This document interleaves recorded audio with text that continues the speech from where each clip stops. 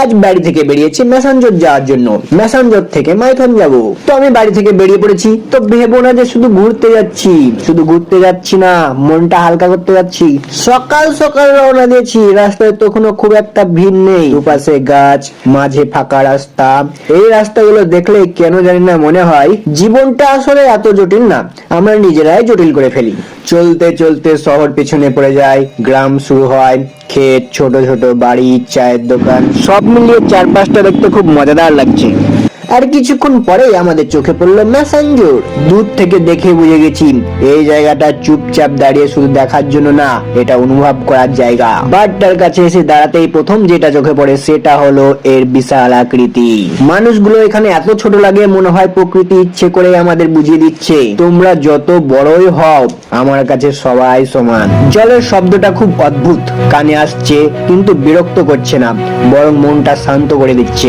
বাঁধের উপর দাঁড়িয়ে নিচের দিকে তাকালে নদীটা অনেক নিচে দিয়ে বয়ে চলেছে, নিজের গতিতে, নিজের নিয়মে।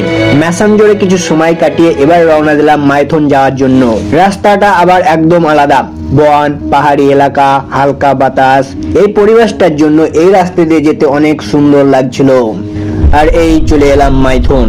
দেখে প্রথম যে কথাটা মাথায় এলো, বাহ, কারণ এখানে সৌন্দর্যটা একটু অন্যরকম।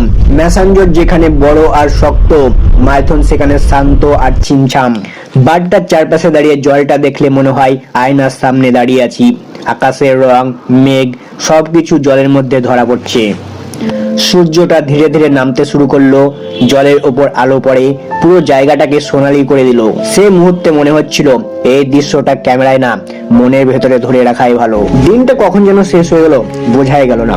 ফেরার সময় রাস্তায় আস্তে আস্তে একটাই কথা মাথায় ঘুরছিল, আজকের এই ছোট্ট যাত্রা হয়তো খুব বড় কিছু না, কিন্তু মনটা ভরে গেছে। তোমার যদি ভিডিওটা ভালো লাগে তাহলে লাইক দিতে ভুলবে না। আর এমন আরো ভ্রমণের গল্প পেতে চ্যানেলটা সাবস্ক্রাইব করো। আবার দেখা হবে নতুন কোনো রাস্তা, নতুন কোনো গল্প নিয়ে।